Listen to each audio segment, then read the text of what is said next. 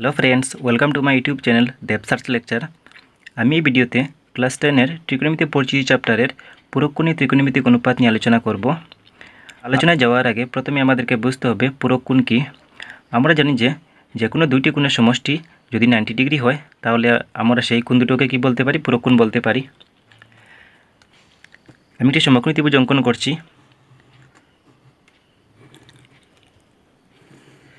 আমি সমকোণী ত্রিভুজটিকে এবিসি দিয়ে নামকরণ করলাম। সমকোণী ত্রিভুজে আমরা জানি এই কোণটি 90 ডিগ্রি হবে, মানে সমকোণ, এবং এই দুটি কোণ হবে সূক্ষ্মকোণ। এই দুটি কোণের সমষ্টি হবে 90 ডিগ্রি। তাহলে যদি আমরা ধরি যে angle B equal to 90 degree, এবং আমি যদি এই কোণকে মানে এ কোণকে যদি থিটা ধরি, তাহলে angle A equal to theta. এরপর আমরা জানি যে ত্রিভুজের তিনটি কোণের সমষ্টি হবে 180 ডিগ্রি। তাহলে লিখব যে angle A plus angle B plus angle C equal to 180 degree. ত্রিভুজের তিনটি কোণের সমষ্টি 180 ডিগ্রি হয় আমরা জানি। এখন দেখো, অ্যাঙ্গেল এ আমরা ধরেছি কি থিটা, প্লাস অ্যাঙ্গেল বি কত হবে 90 ডিগ্রি ধরেছি, বা অ্যাঙ্গেল বি তো 90 ডিগ্রি হবেই কারণ এই কোণটি সমকোণ, প্লাস অ্যাঙ্গেল সি জানি না, অ্যাঙ্গেল সি থাকবে জায়গায়, ইকুয়াল টু 180 ডিগ্রি।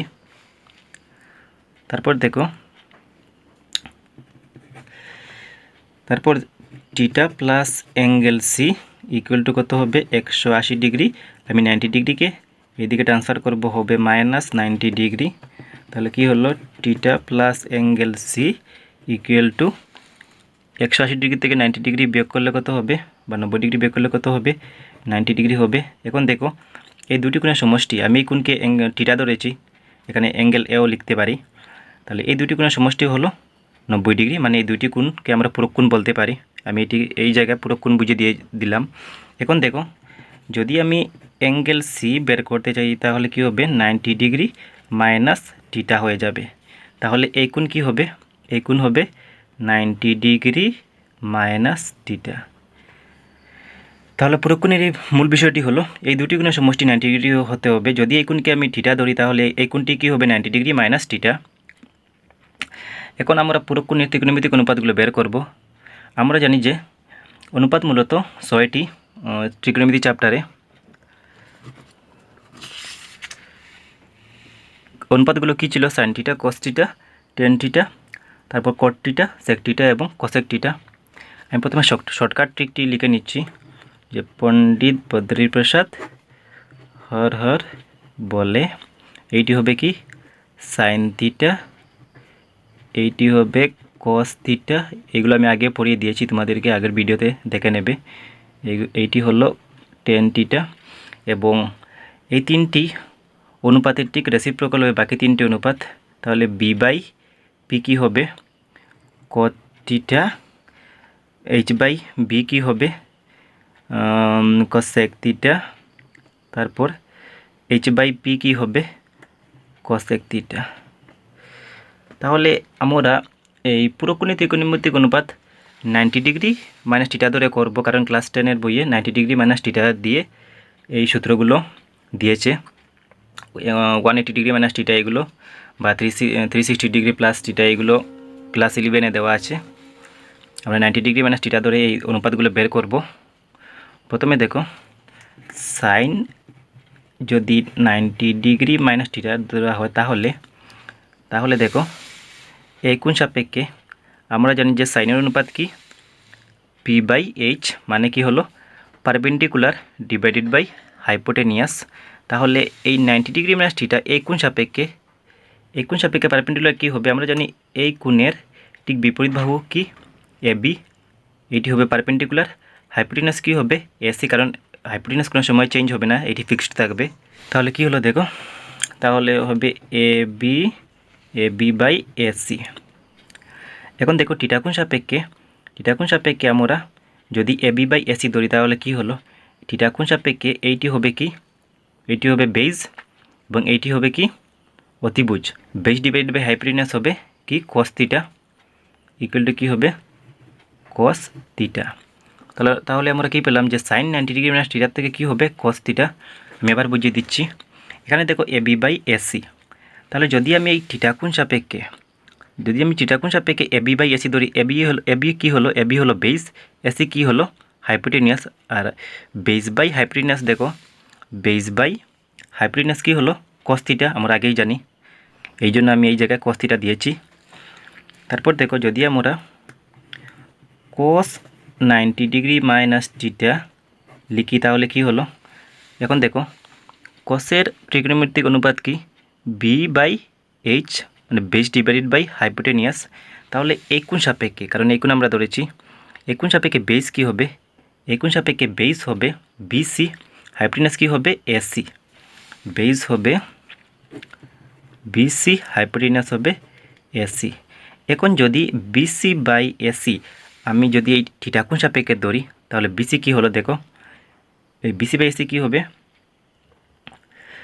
বিসি হবে কী হবে লম্ব, কারণ এই থিটা কোণের ঠিক বিপরীত বাহু হবে লম্ব, বা আমরা পারপেন্ডিকুলার বলতে পারি। এসি কী হবে অতিভুজ, BC by AC perpendicular divided by hypotenuse কী হলো, পারপেন্ডিকুলার ডিভাইডেড বাই হাইপোটেনিয়াস কী হলো সাইন থিটা। এখন দেখো কী হলো, দেখো যে cos 90 ডিগ্রি মাইনাস থিটার থেকে আমরা কী পেলাম সাইন থিটা পেলাম। তারপরে দেখো এখন যদি আমি লিখি যে tan 90 ডিগ্রি মাইনাস থিটা, তাহলে এই কোণ সাপেক্ষে টেনের অনুপাত কী ছিল পারপেন্ডিকুলার ডিভাইডেড বাই বেস। তাহলে দেখো এই কোণ সাপেক্ষে পারপেন্ডিকুলার কী হবে, এই কোণ সাপেক্ষে পারপেন্ডিকুলার হবে এবি, বেস হবে বিসি, তাহলে কি লিখব AB by BC perpendicular divided by base. এখন থিটা কোণ সাপেক্ষে এবি বাই বিসি কী হবে, এখন দেখো থিটা কোণ সাপেক্ষে এবি বাই বিসি কী হবে, এবি হবে বেস এবং বিসি হবে কি পারপেন্ডিকুলার। তাহলে দেখে নাও বেস বাই পারপেন্ডিকুলার হলো কট থিটা। তারপর আমি লিখছি যে কট 90 ডিগ্রি মাইনাস থিটা কী হবে, আমরা জানি যে কট থিটার অনুপাত কী হবে, কট থিটার অনুপাত হবে বেস ডিভাইডেড বাই পারপেন্ডিকুলার। তাহলে এই থিটা 90 ডিগ্রি মাইনাস থিটা কোণ সাপেক্ষে এই কোণ সাপেক্ষে যে বেস ডিভাইডেড বাই পারপেন্ডিকুলার কী হবে, এই কোণ সাপেক্ষে বেস কী হবে, বেস হবে বিসি, পারপেন্ডিকুলার কী হবে, পারপেন্ডিকুলার হবে এবি। তাহলে লিখব কি বিসি বাই এবি। এখন দেখো বিসি বাই এবি যদি আমি এই থিটা কোণ সাপেক্ষে ধরি তাহলে কি হবে, থিটা কোণ সাপেক্ষে বিসি হয়ে যাবে কি পারপেন্ডিকুলার বা লম্ব বলতে পারি, আর এবি কি হবে বেস হবে, তো বিসি বাই এবি হবে পারপেন্ডিকুলার ডিভাইডেড বাই বেস। তাহলে দেখে নাও পারপেন্ডিকুলার ডিভাইডেড বাই বেস কি হয় টেন থিটা হয়, লিখব আমরা যে টেন থিটা। তারপর আমি লিখছি যে sec 90 ডিগ্রি মাইনাস থিটা। এখন যদি আমি sec 90 ডিগ্রি মাইনাস থিটা এই কোণটি সাপেক্ষে প্রথমে আমরা দেখে নেই যে sec থিটা কী হবে, sec থিটা হবে হাইপোটেনিয়াস ডিভাইডেড বাই বেস হবে।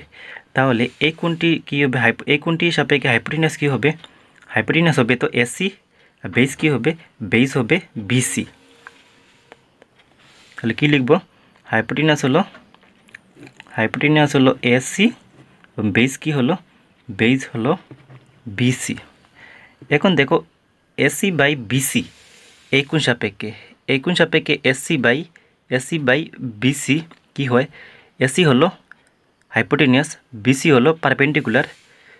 এখন দেখো হাইপোটেনিয়াস বাই পারপেন্ডিকুলার কি হবে, এটা হবে কোসেক থিটা। তাহলে লিখব আমরা কোসেক থিটা। তারপর লিখব যে কোসেক 90 ডিগ্রি মাইনাস থিটা। এখন দেখো কোসেকের অনুপাত কী ছিল, কোসেকের অনুপাত ছিল হাইপোটেনিয়াস ডিভাইডেড বাই পারপেন্ডিকুলার, কিন্তু আমরা এই কোণ সাপেক্ষে আমরা হাইপোটেনিয়াস কী ধরবো, হাইপোটেনিয়াস ধরবো এসি, পারপেন্ডিকুলার ধরবো এবি। তাহলে কি লিখব যে এসি বাই এবি। এখন দেখো এসি বাই এবি আমি যদি থিটা কোণ সাপেক্ষে ধরলে এসি হবে হাইপোটেনিয়াস, এবি কি হবে, এবি হবে বেস। তাহলে দেখো হাইপোটেনিয়াস ডিভাইডেড বাই বেস কী হলো সেক থিটা। তাহলে আমরা কি লিখতে পারি, এই জায়গায় আমরা সেক থিটা লিখতে পারি।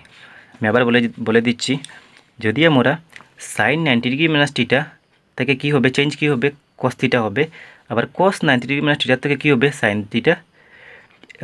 এই অনুপাতগুলো একটি আরেকটিকে রিপ্লেস করবে। তারপর দেখো টেন 90 ডিগ্রি মাইনাস থিটার থেকে আমরা কী লিখবো, কট থিটা, এবং কট 90 ডিগ্রি মাইনাস থিটার থেকে লিখবো টেন থিটা। তারপর দেখো সেক 90 ডিগ্রি মাইনাস থিটার থেকে লিখবো কসেক থিটা, এবং কসেক 90 ডিগ্রি মাইনাস থিটার থেকে লিখবো সেক থিটা। এগুলো মনে রাখতে হবে। এগুলো যদি আমরা মনে রাখতে না পারি তাহলে পুরোক্ষণিক ত্রিকোণমিতিক অনুপাতের যতগুলো অঙ্ক থাকবে আমরা করতে পারবো না। যদি বুঝতে না পারো আমাকে কমেন্ট করে জানাবে, আমি আবার বলে দেবো। Thanks for watching.